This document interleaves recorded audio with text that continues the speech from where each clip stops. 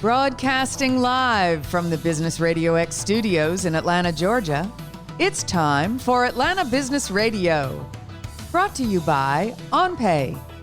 Built in Atlanta, OnPay is the top-rated payroll and HR software anywhere. Get 1 month free at onpay.com. Now, here's your host. Lee Cantor here, another episode of Atlanta Business Radio, and this is going to be a good one. But before we get into it, I'd like to thank our sponsor, OnPay. Please support them so we can continue to share these important stories. Today on Atlanta Business Radio, we got an old friend, Andy Goldstrom with Midcourse Advisors. Welcome, Andy. Thank you. Nice to be on your show again and to reconnect, Lee. Well, tell us about Midcourse Advisors. How are you serving folks? Midcourse Advisors is a company that helps businesses grow, and I'm a two-time Inc. 500 executive and have learned by putting myself in the shoes of business owners, having gone through some of the same challenges that they've gone through, to be able to come up with solutions that help them manage through ups and downs, including the current challenges in our current economy. So, work mostly with services businesses and enjoy the engagement of trying to help people succeed. Now, talk about the pivot from having, working in your own Inc. 5000 business to now kind of advising companies so they can maybe one day be on that list. How did that occur? Well, like many entrepreneurs, people want to have their own impact and own control and be able to benefit from that, and they're willing to take the risk to do that.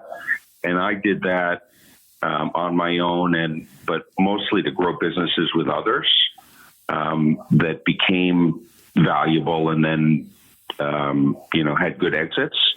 And that was great. But I was managing lots of people. I was traveling all the time, sometimes across the globe. And eventually, frankly, I just decided I wanted to be a smaller shop that can help others and leverage the experience and the things that I've done to help people, frankly, minimize some of the mistakes and some of the things that people with less experience have gone through and that I had to endure. Resources are very finite, and the ability to engage is challenged today. And so, it's really important that you make the right moves in the right way now in order to sustain your business, much less grow it. And so for 4 years now, I've been helping businesses do that and in different environments with different types of clients. And it's been a lot of fun. So now if a company says, you know what, this resonates with me, I want to grow, what are some of the things they can do? What are some of the things they can do before calling you guys, but to get ready to call you guys? Well, I think there are a couple of things. A lot of it has to do with mindset. So there are a lot of companies out there, especially in tough times, that they don't look out ahead. They just look at today. And it's not, obviously you got to look at today. You got to meet your payroll. You got to deliver your services. You got to find new business and all the rest. But if you don't look out forward, then you're not going to adapt. And so I use an analogy that is pretty applicable. When I taught my girls to drive, they were pretty nervous and they were holding the wheel tight. Sitting in the seat, and I'm in the passenger seat as the nervous dad, and they're holding the wheel tight, and they're only looking just beyond the hood because they don't want to hit anything right beyond their, the front of the car. And I told them, I understand you're inexperienced, I understand you're nervous, but you really have to look forward a little bit so that you don't hit, what you're going at 100 yards down the road or even further. And so business is the same way. I think people have to realize that they have to meet today's needs, but people are adapting and changing. And if you're going to survive not just today, but tomorrow, you need to start thinking about adapting. And I did that in my business. Last time we spoke and I was in your studios, about 80% of my business was face-to-face engagement. I would travel to companies and help them, grow grow their businesses and adapt their businesses. And I was all over the country and, sometimes outside the country doing that. And I realized one of the ways for me to scale my business, other than hiring other people, was to get to publish a book and to put courses online. So I've done both of those things, and I can talk a little bit more about that later. Sure. Excuse me. Yeah. Now, let's talk. But now 80% of my business is not face-to-face at the moment. Now, talk about when you're working with clients during this pandemic and the civil unrest that's happening now. These are things that would have been hard for pretty much anybody to predict. I don't think anybody was real ahead of either one of these things. How does a business handle kind of these kind of massive disruptions where sometimes it goes to the heart of their core business model in some cases? Well, there are two ways to do it. One is, frankly, whether they're disruptions or not, is to follow the key tenets of what a valuable business is. So if you do this in good times or bad, it'll help you be adaptable and even in the disruptive market. And that means that when an investor looks at your business, to see how valuable it is and if they want to invest in it and buy it, if you're ever thinking about exiting or just want to know how valuable your company is, the key thing is having a good pipeline. It's having a robust offering. It's having a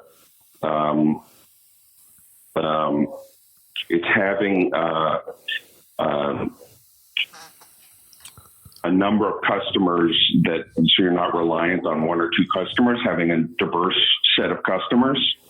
It's having a leadership team that can operate without the founder being involved so that there's duplicity.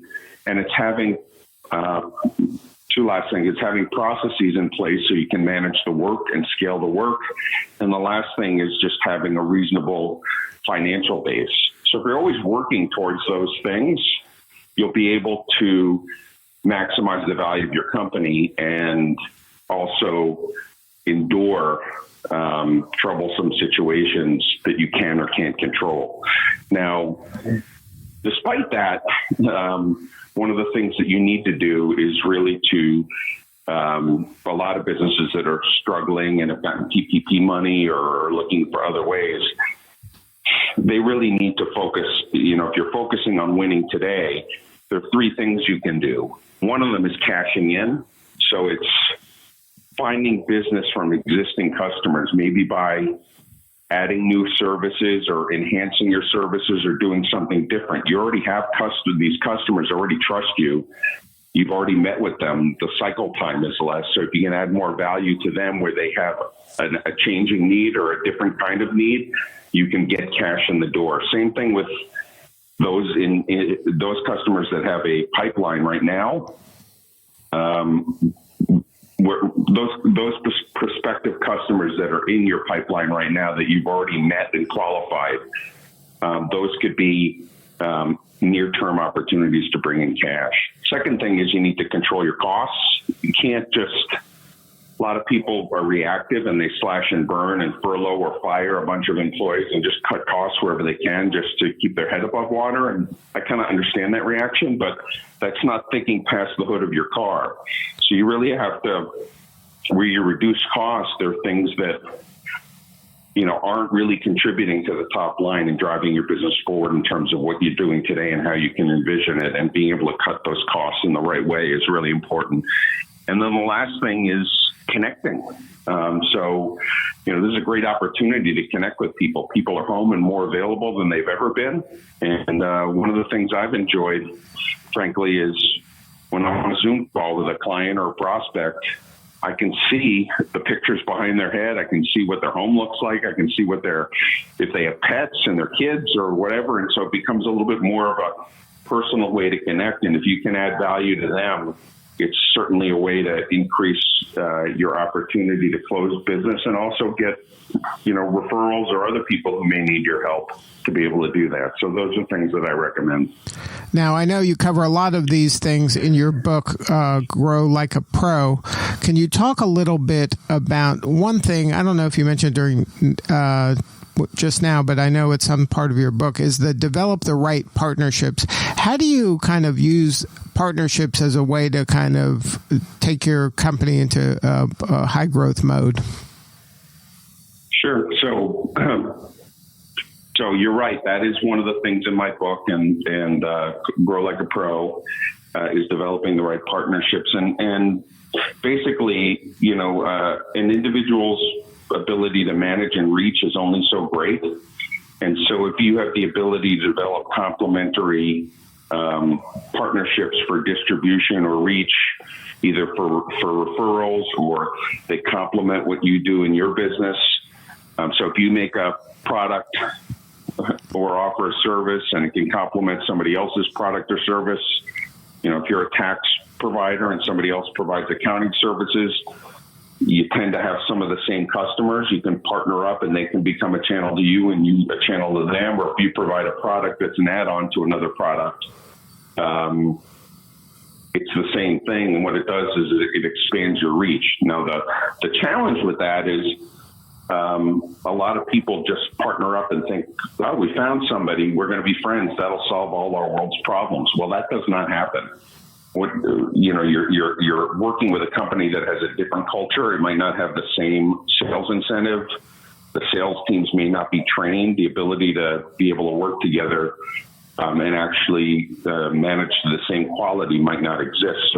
So there needs to be a suitable investment of time and energy around making those partnerships work, and they can be really wonderful. I work with a company here in Atlanta that we developed a partnership with Motorola, and it's a small company with a unique product, but it found its way into Motorola's portfolio. Because it added value to Motorola, and Motorola's huge, but Motorola, it could be, that product is not going to move the needle for Motorola in terms of its overall revenue. So in order for it to work, they had to be invested, and this company that I'm consulting with had to be invested, and we made sure that happened. And we also made sure that the language in the agreement had some teeth in it. So it had some minimums, and it had some required effort and required investment on both sides and timelines and things like that made people pay attention, and it's working. Now, in addition to the book, you mentioned earlier that now you have some online course offerings. Can you talk about those? Sure. So I have an online course, but what I'm trying to do is, what I've done is diversify the way I work and try to meet people where they are. And I teach a course at Georgia State University in entrepreneurship. And one of the things I teach is something called Good, Better, Best. And it means that you can have 3 different types of products and services depending upon what the customer wants. A customer may want a lower end car, an entry level car like a Sentra, or they may want a Maxima, or they may want a Lexus is a Toyota, whatever the equivalent is for Nissan, the Infinity. So, and the different price points and the different value points make a difference. The difference in doing this good, better, best is that they all operate on the same chassis. So, when we buy Infinity, it's the same chassis as the Nissan Maxima. It just has a lot more bells and whistles and nicer shocks and things like that. So what I've done is I have a good, better, best in what I do. I still meet with clients individually. It's usually online right now, but it's one-on-one. So that's obviously the best, but it's a lot of the same material. It's just more hands-on.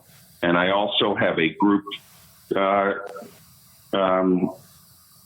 program where I have about 10 prospect 10 customers in a group who I'm working with to help move their business forward, and they get the group interaction and me really hands-on.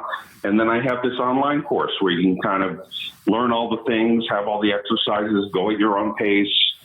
And obviously you have a much more affordable price point doing that online course, but it's got the course has something that I call the 4 shifts, and I described one of those shifts.